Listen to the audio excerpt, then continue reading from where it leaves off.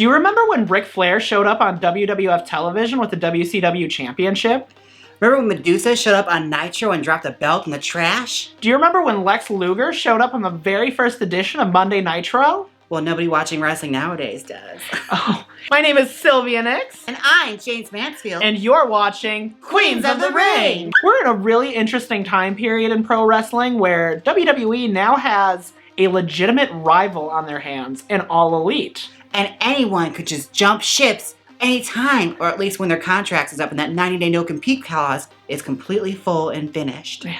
In this week's episode, we're going to be discussing our choices for our individual top 5 ideal signings to All Elite Wrestling. I'm going to put a slight disclaimer here and just say that I'm not going to be mentioning Marty Scurll on our list today because we all know that he's going to be there eventually. And I'm going to go make a disclaimer right here and now and say that I'm going to have the best choices and that Sylvia is just pleasing the smarks. Not this shit again. My number 5 is going to be a cop-out. And I'm going to say... Totally, always. Anybody in the WWE currently who is not being utilized to their full potential. I'm looking at Dana Brooks, Apollo Crews, Samoa Joe. Most notably, I'm actually looking at the Revival. Although they just re-signed, though. They did, but I still don't like it. I don't. Although that they have been being pushed properly now, and they're given a run with the tag team championships, when the Young Bucks issued a challenge to them, my appetite is still wet for that match. And seeing the Revival versus the Lucha Brothers or SoCal Uncensored, it just makes me so excited to think about the prospect of the Revival in AEW. All I heard was that you were so wet for something, and I was just like, ew. Well, for the Revival. All right, who's your number 5? My number 5 is actually Enzo Amore.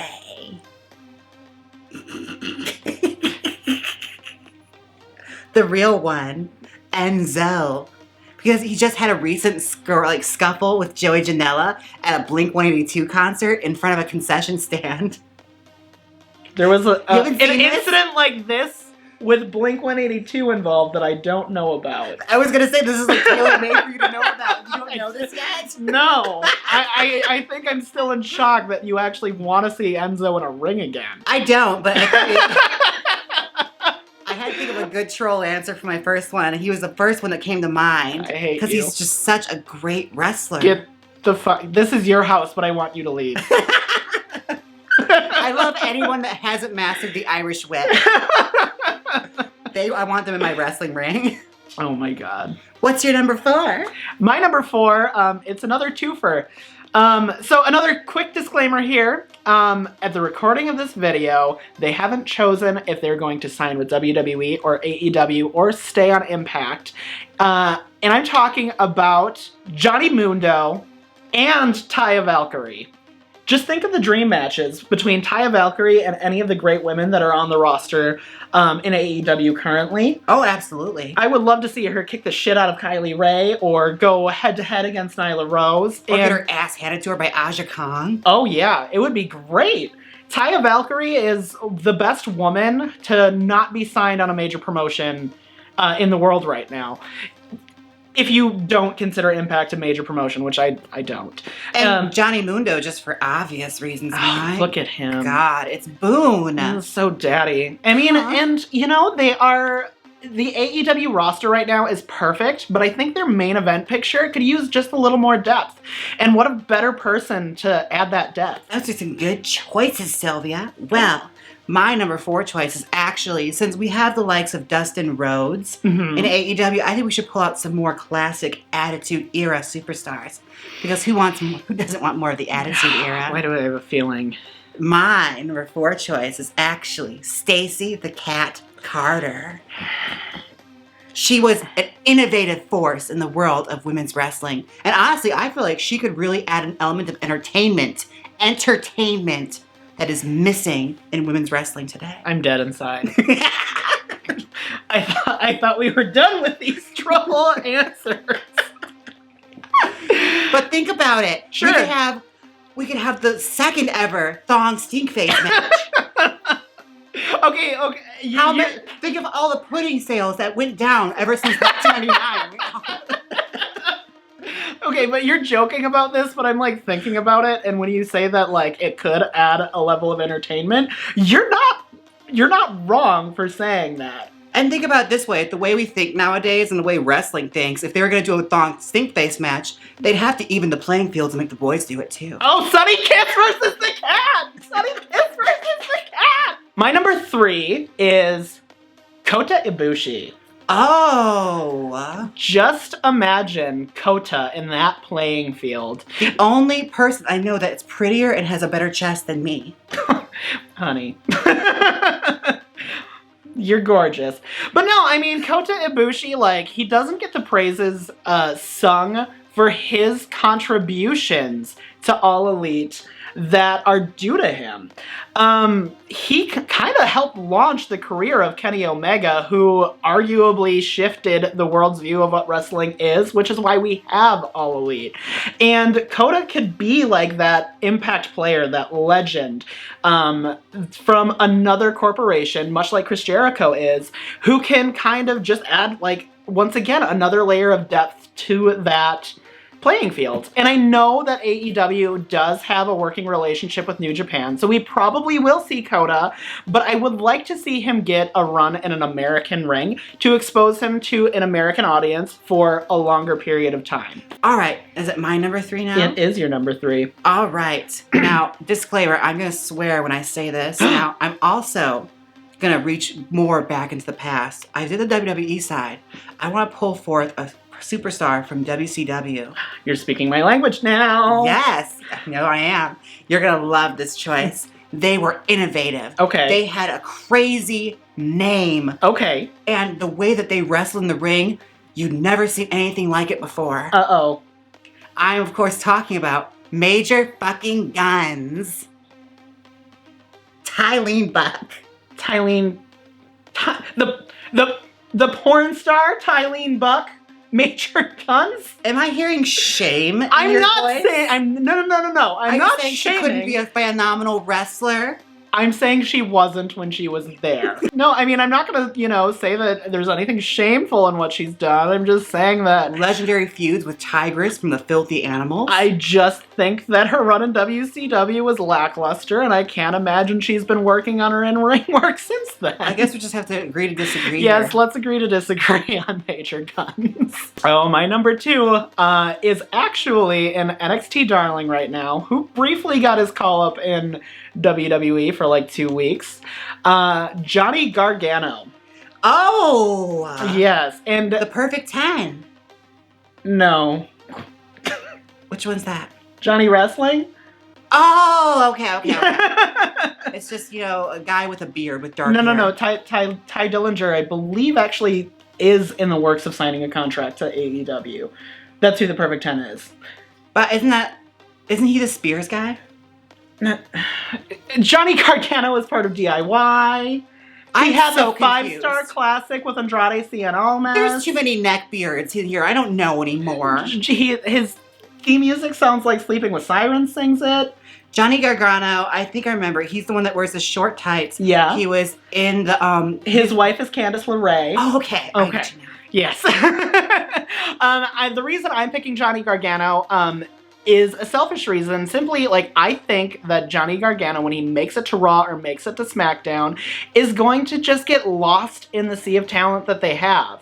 And he truly is a special talent who I would like to see prosper on a main roster somewhere. His body of work in NXT is too good to just have it be swept under the rug the way that it will inevitably happen in WWE. But you have to also see, the way he's being booked in NXT, he's very much being protected. He is. You can tell Triple H is taking some special interest in him. Well, right. To make sure he doesn't get to the main roster. But Triple H also took a special interest in Shinsuke Nakamura. Yeah. He took a special interest in Samoa Joe. Yeah. He took special interest in Aleister Black, the Okay. Revival.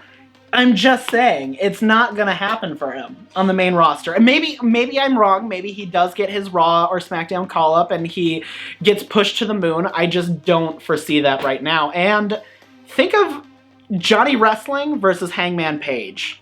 think of Johnny Wrestling versus Luchasaurus. There's a ton of great matches that I would love to see Johnny Gargano in AEW. All right, now number 2, I'm actually going to play it straight for once. Can you ever actually play it? I mean, girl. No, I'm actually going to give a serious answer, and I am not joshing when I say this. I am tired of pretending that I like Major Guns. I enjoy making, Okay, so my number 2 is actually, I'd like to see more people from our community in AEW. Okay. So, my personal friends, DJ Summers. Hi. I'd love to see him. Or even Anthony Bowens. Okay. Lots more people from the community. Anybody from like A Matter of Pride or any of the other LGBT run professional wrestling organizations. And AEW so far has been doing a great job of giving the LGBTQIA+ spectrum their due with having people like Sunny Kiss and Nyla Rose. And speaking of A Matter of Pride, Sunny Kiss is also alumni from Matter of Pride. Okay. Serious props to AEW for giving gay wrestlers a spotlight that we've never had before. It's strange how it works, how you can portray a gay character and have it not be the butt of a joke. Right. Give us the first gay world champion. Give us it. Give us. And who is your number 1, Sylvia? Are you ready for it, girl? Yes. Okay. So, when Ric Flair came to WWF, he immediately shook the foundation of professional wrestling. When Hulk Hogan showed up to WCW, he changed the landscape of it. So what I want to see is Seth freaking Rollins on AEW. Really? I want Seth Rollins in an AEW ring. I really think that's going to make for some great television and great juicy drama. The best thing in WWE right now, and I think they're finally recognizing that. And I just want them to be shaken when they don't have a golden boy that is actually a fan favorite. Somebody unlike Roman Reigns that people really love. I'm just saying, like, girl, give me Seth on AEW. Give me it. Give it to me. So, it's now time for my number 1 choice. You ain't ready for it, Sylvia. I'm excited, but I'm also very nervous. I don't know where we're going with this one. This person got the crowd pumping and got everyone screaming their name. I'm, of course, talking about the one, the only, Gilbert. I have to go to the bathroom. No, stay. Hear me out. Okay. Now, the accomplishments of Dwayne Gill. Let me just start by saying he's the longest reigning light heavyweight champion in the history of WWE. And also, he is not my number 1 choice. Oh, thank God. I couldn't with that. Who is? On the topic of Seth Rollins being in AEW, I want to be the messy bitch too. I want to see Seth Rollins there. But my number 1 choice is actually Will Ospreay. Oh. I want to see those two cross each other's paths. Oh my God. Especially after they've been going back and forth on Twitter. Oh my God. Well, and I was actually going to include Will Ospreay in my list too, but like, let's discuss. I could give a serious list all day long, but I wanted to have a little fun here. And I have one actual choice of who I want to see in AEW, and it is Will Ospreay. I mean, just think of the palette of dream matches that can happen with Ospreay in an all-elite ring. He is arguably, like, the indie darling right now. And he has been for quite some time. Yes. And think of the paycheck that he would get from signing to a major promotion. And what's great is, like, he is blatantly just like, I don't care. Right. He's full on just being the indie boy and having no problem He does what he wants, and he has so much freedom doing that. But when he finally, like, if he finally decides to settle down and sign with a major company, WWE isn't going to use him properly. Oh, fuck no. Like, they might have the Ricochet rematch, but they're going to do the same thing that they did with Shinsuke versus AJ. Oh, mama, they're going to try and slap a gimmick on him. Oh, yeah. But with WWE, what they like to do is they could take somebody that has a big push and slap something stupid on them so that it lowers every kind of credibility they have. Right. And AEW, like, most of these people who are on the AEW rosters right now are indie darlings, and they have their stupid quote unquote gimmicks, but they all are like creative geniuses and doing what they want to do with it. But also, like, they're very smart in who they sign, because Exactly. who they signed have some who have gimmicks have done the gimmick to a point where it is perfected. Right. Where they are doing it to the best of their Sunny ability. Kiss is a prime example. Exactly. Yeah.